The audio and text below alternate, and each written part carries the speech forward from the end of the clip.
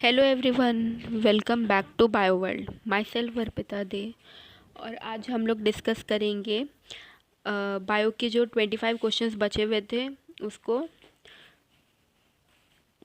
ठीक है, और 2025 के PYQs। ठीक है, तो बायो वर्ल्ड ऐप पे सभी क्लासेस शुरू हो चुकी हैं। डिस्क्रिप्शन में ऐप का लिंक है, वहाँ से आप लोग ज्वाइन कर सकते हैं। तो स्टार्ट करते हैं। तो 26 नंबर जो क्वेश्चन है उसमें पूछा है, what type of valve guards the opening between the right atrium and right ventricle in the human heart. ठीक है, तो राइट एट्रियम और राइट वेंट्रिकल के बीच में कौन सा वॉल्व प्रेजेंट होता है, कौन सा वॉल्व होता है। यानी मानव हृदय में दाएं आलंत एवं दाएं निलय के बीच के छिद्र की रक्षा किस प्रकार की वॉल्व करता है ना, किस प्रकार की वॉल्व करता है। तो वॉल्व का काम क्या होता है, बैकफ्लो को बचाना। जैसे यहाँ पे कंटेनर है, ठीक है, यहाँ पे ये वाला वॉल्व है, ठीक है। अगर यहाँ पे कोई लिक्विड है, ऊपर से कोई लिक्विड है और अगर वो नीचे आ जाता है तो ज़रूरी थोड़ी है वो नीचे ही रहेगा, वो ऊपर आने की भी कोशिश करता है। तो वही जो नीचे वाला लिक्विड है वो फिर से वापस ना चला जाए, इसीलिए वॉल्व होता है। तो ये क्या करता है, बैकफ्लो को बचाता है, यानी प्रिवेंशन ऑफ बैकफ्लो। तो कौन सा वॉल्व होता है राइट एट्रियम और राइट वेंट्रिकल में, दाएं साइड कौन सा वॉल्व होता है, तो वो होता है ट्राइकस्पिड वॉल्व। ठीक है, त्रिकपर्ती वॉल्व। और लेफ्ट साइड में कौन सा होता है, बाइकस्पिड वॉल्व। लेफ्ट साइड में कौन सा वॉल्व होता है, बाइकस्पिड वॉल्व, जिसको मिट्रल वॉल्व भी कहते हैं, है ना, इसको और एक नाम से जानते हैं, मिट्रल वॉल्व भी बोलते हैं। ठीक है, फिर what is the name of the vessel that runs parallel to the Henle's loop. तो हेनले लूप के समांतर चलने वाली वाहिका का क्या नाम है, तो जैसे कि ये हो गया आपका हेनलेज लूप, ठीक है, वो कैसे आया, ऐसे करके ऐसे जा रहा है। उसी के साथ नहीं, और एक लूप आती है इस साइड से, यानी इस तरफ से इस तरफ जाएगी। इसका नाम क्या होता है, वाजा रेक्टा। क्या होता है ये, वाजा रेक्टा नाम होता है। तो वही पूछ रहा है कि पैरेलल साइड कौन सी रन करती है, तो वो है वाजा रेक्टा। डन। ये काउंटर करंट मैकेनिज्म में भी हेल्प करता है। अब है, what is the common connective tissue layer that holds the muscle bundle together in the skeletal muscle. तो कंकाल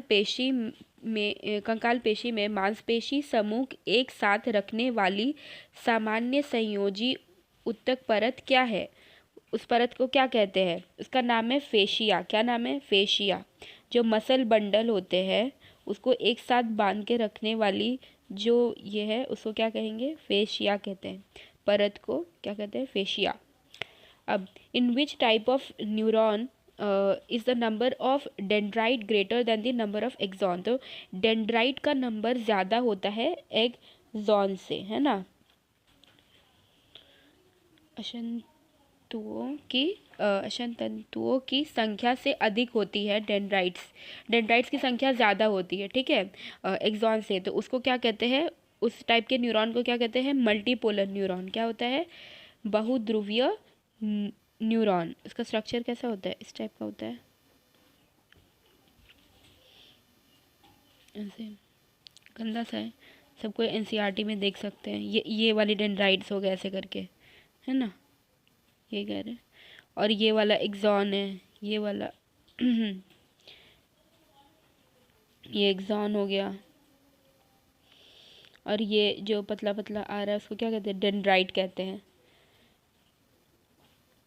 अब what type of endosperm is made up of thousands of nuclei. तो किस प्रकार का भ्रूणपोष हजारों केंद्रकों से बना हुआ होता है, तो वो होता है फ्री न्यूक्लियर एंडोस्पर्म, है, यानी मुक्त केंद्रकीय भ्रूणपोष, है ना, वो फ्री न्यूक्लियर एंडोस्पर्म होता है, जिसमें थाउजेंड्स ऑफ न्यूक्लियाई होते हैं, साइटोप्लाज्म नहीं उसमें बनवाता है। तो उसका नाम क्या है, फ्री न्यूक्लियर एंडोस्पर्म होता है। ये सब बहुत इजी क्वेश्चन है। What was the first clinical gene therapy used for. ये बायोटेक का जो दूसरा वाला चैप्टर है ना, एप्लीकेशंस का, उसका है।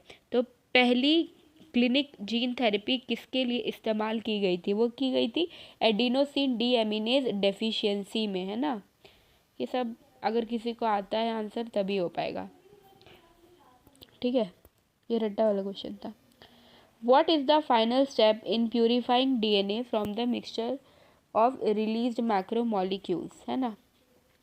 तो मुक्त हुए वृहद अणुओं के मिश्रण में डीएनए शुद्धिकरण का अंतिम चरण कौन सा है, क्या है, तो वो होता है एडिशन ऑफ चिल्ड इथेनॉल, ठंडा इथेनॉल मिलाना। जैसे कि ये एक टेस्ट ट्यूब है, ठीक है, सपोज, और यहाँ पे ऐसे हमने क्या किया कि हम लोगों ने ना चिल्ड इथेनॉल डाल दिया, ऐसे चिल्ड इथेनॉल डाला है, ठीक है, जैसे चिल्ड इथेनॉल डाल दिया। अब क्या होगा, इसमें आपका जो डीएनए होता है ना वो तैरने लगता है, ऐसे प्रेसिपिटेट होकर निकल जाता है। मज़ा आया, ये ब्लू ब्लू डीएनए था। तो इसमें क्या होता है, ठंडा इथेनॉल मिलाना होता है। हो गया। अब है what are the two core techniques that enable the birth of modern biotechnology। तो आधुनिक जैव प्रौद्योगिकी के जन्म में सहायक दो मुख्य तकनीक क्या है, कौन सी होती है, तो जेनेटिक इंजीनियरिंग और बायो प्रोसेस इंजीनियरिंग, आनुवंशिक अभियंत्रिका एवं जैव प्रक्रम अभियंत्रिका, है ना। अभियंत्रिकी, सॉरी ज़्यादा ही दिख रहा है हमको। व्हाट इज़ लीचिंग, तो लीचिंग ये इकोलॉजी वाला क्वेश्चन है, ठीक है। इसमें अभी हो सकता है अभी लीचिंग आए, इसमें और भी प्रोसेस होते हैं ना, फ्रैगमेंटेशन, ह्यूमिफिकेशन, मिनरलाइजेशन, लीचिंग, ये सब। तो अभी लीचिंग पूछा, हो सकता है पिछली बारी जब नेक्स्ट बार एग्जाम हो तो फ्रैगमेंटेशन पूछ ले, कुछ भी, मतलब गेस नहीं कर रहे, लेकिन हर एक चीज़ पता होना चाहिए, है ना, तो सिलेक्शन का चांस बढ़ जाएगा। तो व्हाट इज़ लीचिंग, तो लीचिंग में क्या होता है, the process by which water soluble inorganic nutrients go down to the soil horizon, है ना। वह प्रक्रिया जिसके द्वारा जल में घुलनशील अकार्बनिक पोषण तत्व मृदा क्षितिज में नीचे चले जाते हैं, ठीक है। फिर what is the shape of the pyramid in the number biomass energy in most of the ecosystem, तो अधिकांश पारिस्थितिक तंत्रों की में संख्या, जैव भार और ऊर्जा के पिरामिड का आकार कैसा होता है। तो ये सब जो भी दिया हुआ है ना, इसमें एनर्जी का हमेशा एक जैसा ही रहेगा, वो क्या होगा, अपराइट होगा, हमेशा सीधा रहेगा, इस टाइप में हमेशा सीधा रहता है, लेकिन बाकी सब में अलग भी रहता है, ठीक है, कभी कभी। Where is the zygote located in the embryo sac after double fertilization? द्विनिषेचन के बाद भ्रूणकोश में योगमंज कहाँ स्थित होता है, ठीक है, यानी ज़ाइगोट कहाँ मिलेगा आपको, तो ये मिलता है at the micropylar end of the embryo sac, भ्रूणकोश के बीजांडद्वारीय सिरे पर, ठीक है, बीजांडद्वारीय सिरे पर मिलता है, माइक्रोपाइलर एंड की तरफ मिलता है, जिसको समझ में सबको समझ आ ही क्या होगा। A genetically controlled mechanism in which pollen grains of a flower are unable to grow completely of the stigma of the same flower। तो इसमें क्या रहा है कि एक आनुवांशिक रूप से नियंत्रित तंत्र जिसमें एक फूल के परागकण उसी फूल के वृत्तिकाग्र पर पूरी तरह से विकसित नहीं हो पाते हैं, उसे डैश कहते हैं। तो देखो क्या होता है कि जैसे कि ये एक फूल है, ठीक है, फिर यहाँ से एक फीमेल वाला पार्ट बना रहे, ठीक। अब क्या हुआ कि सपोज यहाँ पे कुछ पोलन ग्रेन्स आए, है ना, पोलन ग्रेन्स आया, लेकिन ये इस जैसे ये हम लोग सोचते हैं ये जो फूल है वो पपीता का है, और जो पोलन ग्रेन आया है वो मैंगो का है। तो ऐसा तो नहीं होता है कि पपीता का पेड़ में मैंगो खिल जाएगा, उग जाएगा, नहीं होता है। क्यों नहीं होता है, क्योंकि प्लांट्स में भी एक प्रोसेस होता है जिसको कहते हैं सेल्फ इनकम्पैटिबिलिटी, स्व असंगति, ठीक है। इसके वजह से जो जो जीन्स मैच करते हैं वही पोलन ग्रेन्स आगे बढ़ के पोलन ट्यूब बनाएंगे, है ना, नहीं तो नहीं बनता है। तो इस प्रोसेस को क्या कहते हैं, सेल्फ इनकम्पैटिबिलिटी कहते हैं, ठीक है। अब what is the main function of the outer 3 wall layers of microsporangium. तो 3 वॉल्स है, पहले टोटल 4 है, ये 3, और एक वॉल जो होता है वो इनर मोस्ट। तो इसका क्या काम होता है, इसका काम होता है नरिशमेंट। क्या काम होता है, नरिशमेंट, समझो। इसका काम होता है, इनर वाले का काम होता है नरिशमेंट, और बाकी तीनों का क्या काम होता है, protection and help in dehiscence of the anther. तो ऑप्शन नंबर सी, ठीक है। हिंदी वाले भी देख लेंगे क्वेश्चन के हिसाब से।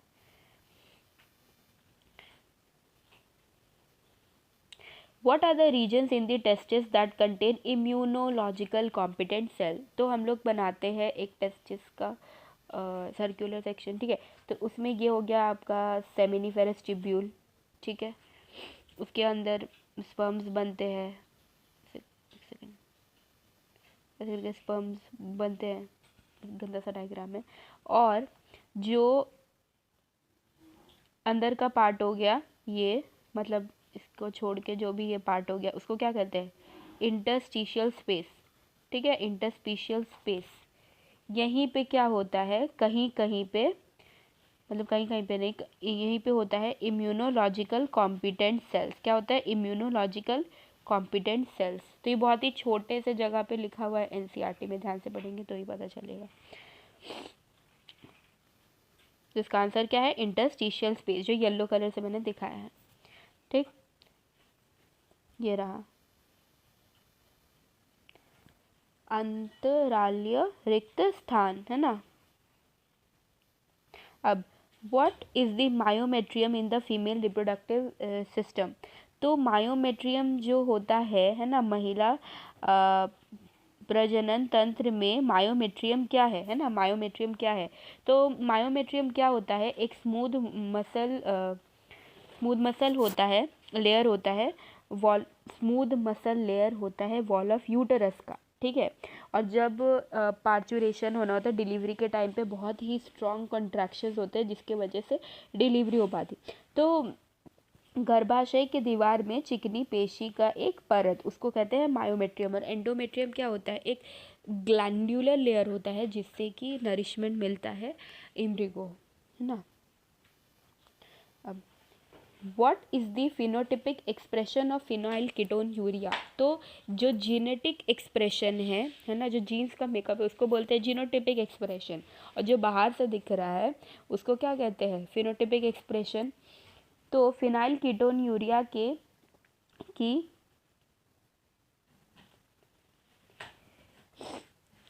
फिनोटाइपिक अभिव्यक्ति क्या है ना, यही पूछ रहा है, फिनोटाइपिक एक्सप्रेशन, फिनोटाइपिक अभिव्यक्ति क्या है।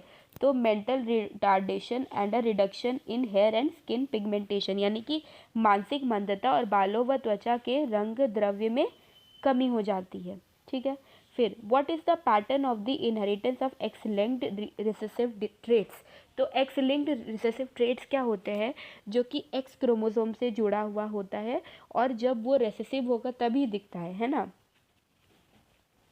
अप्रभावी लक्षण होगा तभी दिखता है, नहीं तो वो अगर डोमिनेंट हुआ ना, यानी प्रभावी हुआ तो नहीं दिख, एक second, sorry, x linked recessive traits में क्या होता है, जब अप्रभावी होता है तब नहीं दिखेगा, लेकिन जब प्रभावी होगा तभी दिखता है ना। डोमिनेंट होगा तभी दिखता है, नहीं तो फिर नहीं दिखता है, नहीं तो बस कैरियर बन के ही रह जाता है, वाहक, है ना, वाहक बन के ही रह जाता है। तो जैसे कि, और ये इसमें ना जनरेशन बाय जनरेशन अलग अलग क्या कहते हैं, अपोजिट जेंडर वाले लोगों को होता है। जैसे कि अगर कोई फीमेल है तो उससे मेल में जाएगा, मेल है तो उससे फीमेल में जाएगा। वैसे ही they show transmission from carrier female to male progeny, है ना। ये वाहक मादा से नर संतति में संरचन दर्शाते हैं। सॉरी।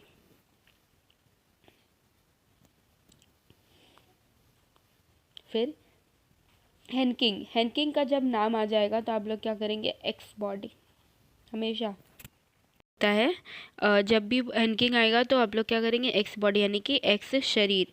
अब what is linked genes, linked genes में क्या होता है, एक क्रोमोसोम है, ठीक है, जिसको गुणसूत्र कहते हैं।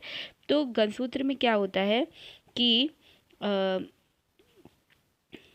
दो जीन्स हो गए, ठीक है, दो जीन्स सेम ही गुणसूत्र में लोकेटेड है।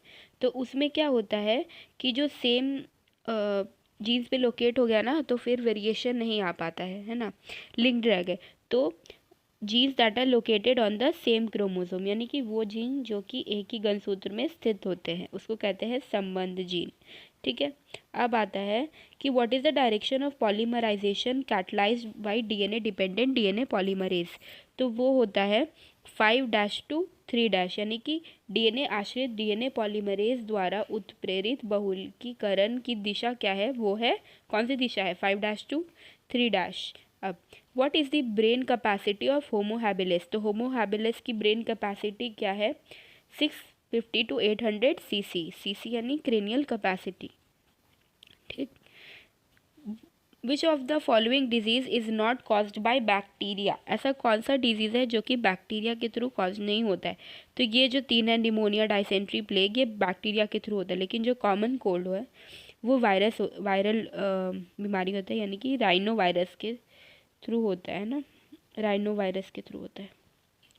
फिर what type of protein are produced by B lymphocytes in response to pathogens. तो पैथोजेंस जो है यानी कि हमारे रक्त में रोग जनकों के प्रति प्रतिक्रिया में बी लिम्फोसाइट किस प्रकार की प्रोटीन उत्पन्न करते हैं। तो वो अगर पैथोजेंस आएंगे तो ऑब्वियस हमारे बॉडी में क्या होगा, एंटीबॉडी बनेगा, है ना, इजी क्वेश्चन।